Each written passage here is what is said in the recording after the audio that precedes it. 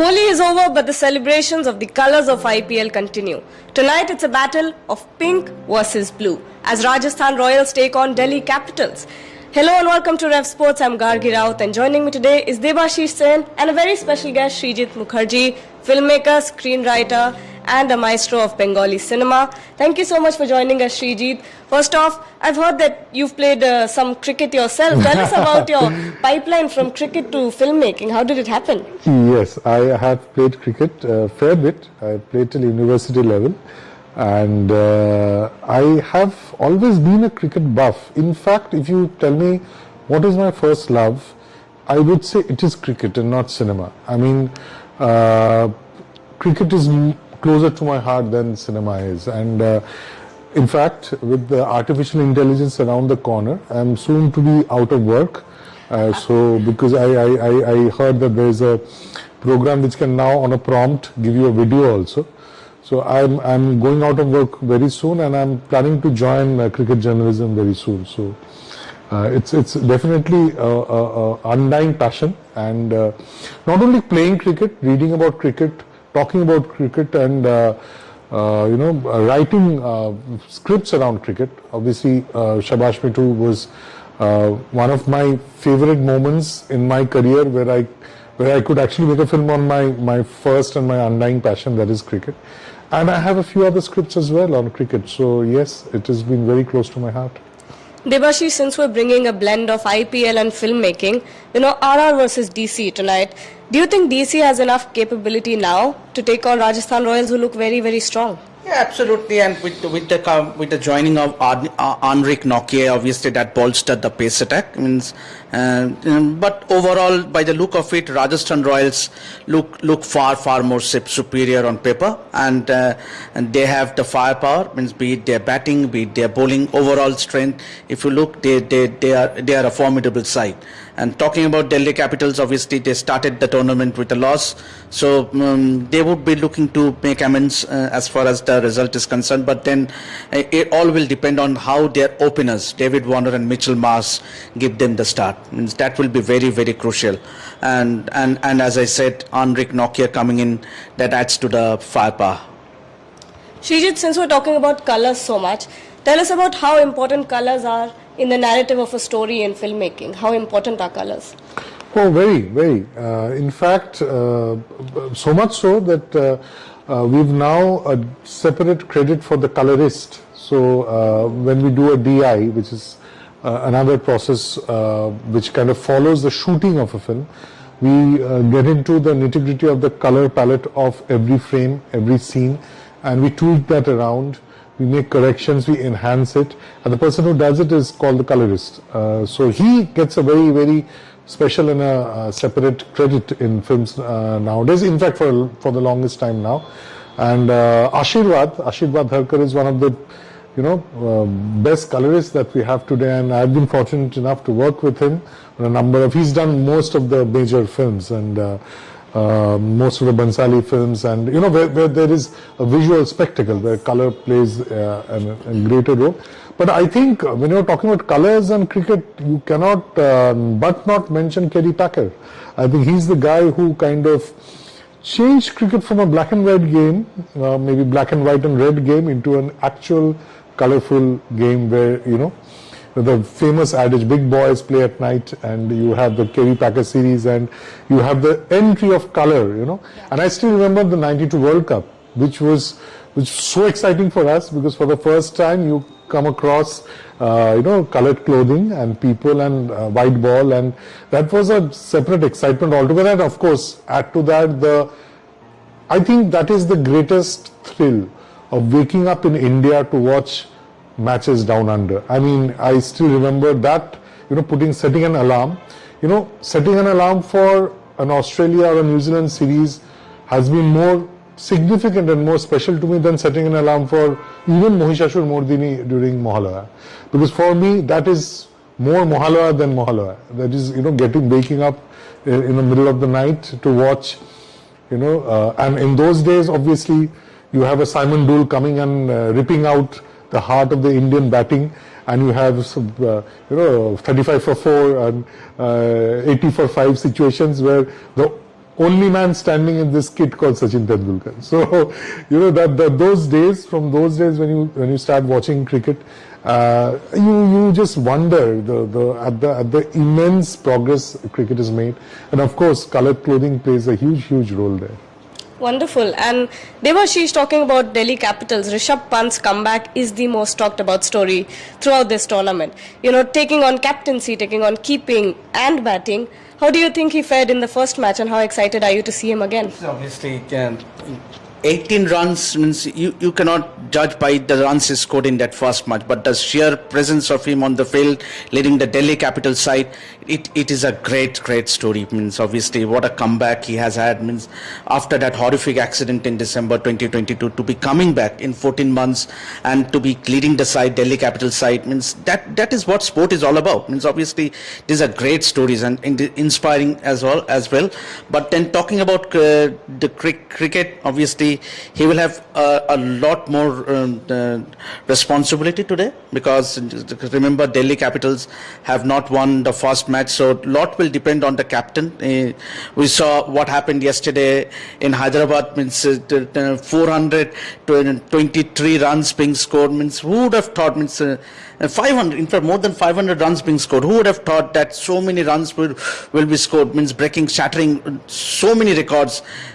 So I think Delhi Capitals will have to come out of their skins, and obviously much will depend on their batting lineup with Pant as well, along with the Mitchell Marsh, David Warner, Shai Hope. So I think they will have a lot to do against a formidable Rajasthan Royals side.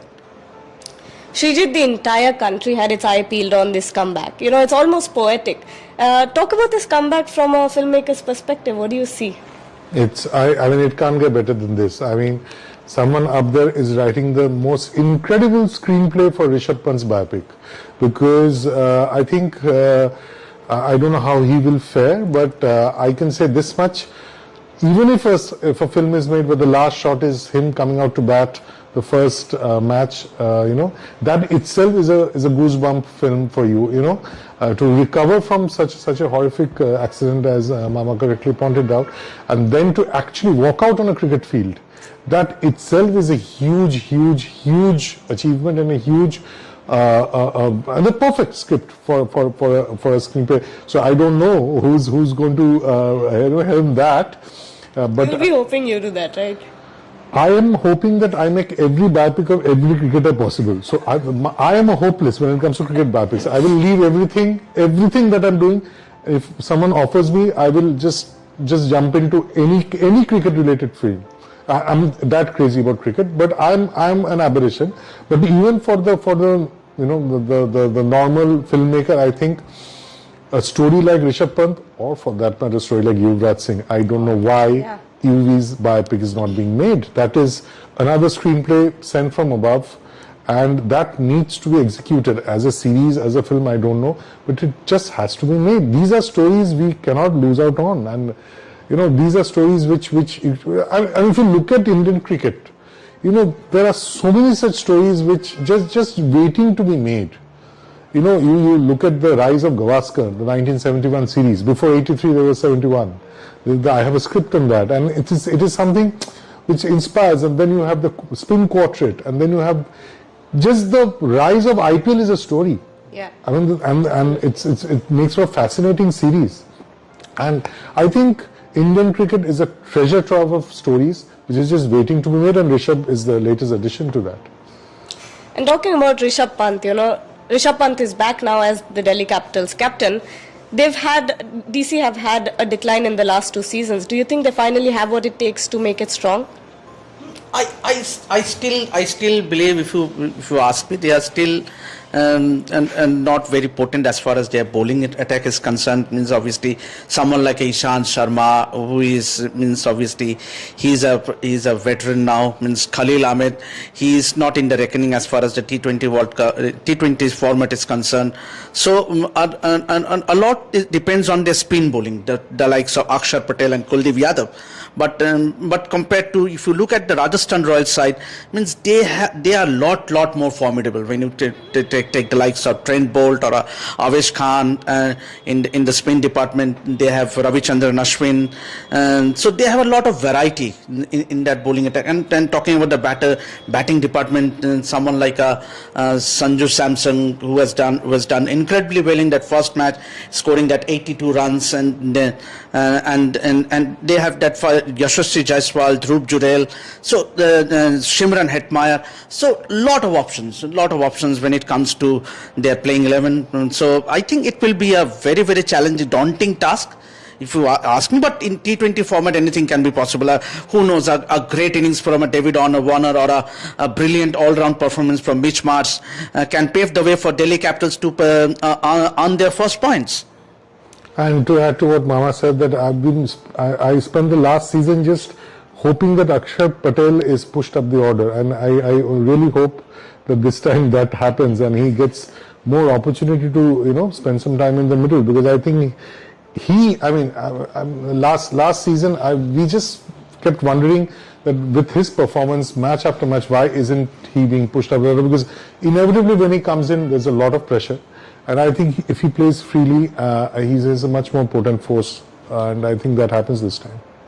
Yes, and leaving aside IPL for a bit, I think it's quite interesting that we have you here today, because yesterday, 2 years ago, 27th March 2022, Mithali Raj played her last international game. Yes. And you've directed Shabash Mithu. Yes. We've loved watching it. What was it about her story that captivated you so much?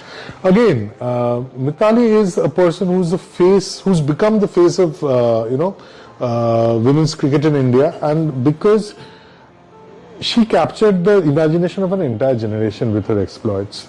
When it came to batting, when it came to solid batting, not necessarily flashy or very flamboyant, but solid, dependable batting, Mithali's tenure, Mithali's legacy is something which Indian women's cricket will be forever grateful to.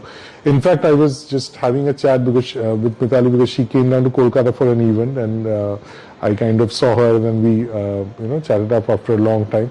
It was such an honor, it was such a pleasure to do the biopic, and as I said, I left everything when I heard that this was being made and it was offered to me.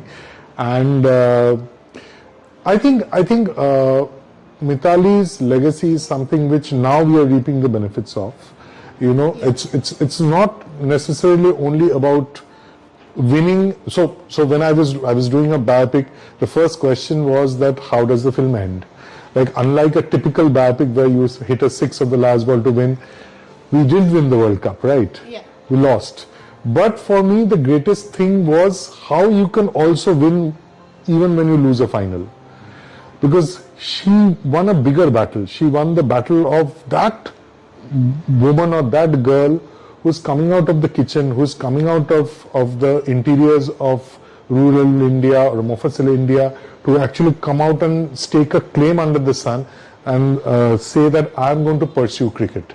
To have that statement come out of the interiors of India, that is greater than any World Cup victory. And that is what Mithali achieved even when she lost the final.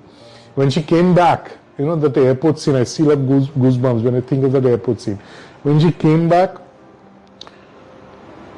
we woke to a new India when it comes to Indian cricket, Indian women's cricket. And that was, I think, greater than holding aloft a trophy on the Lord's balcony. Beautifully said.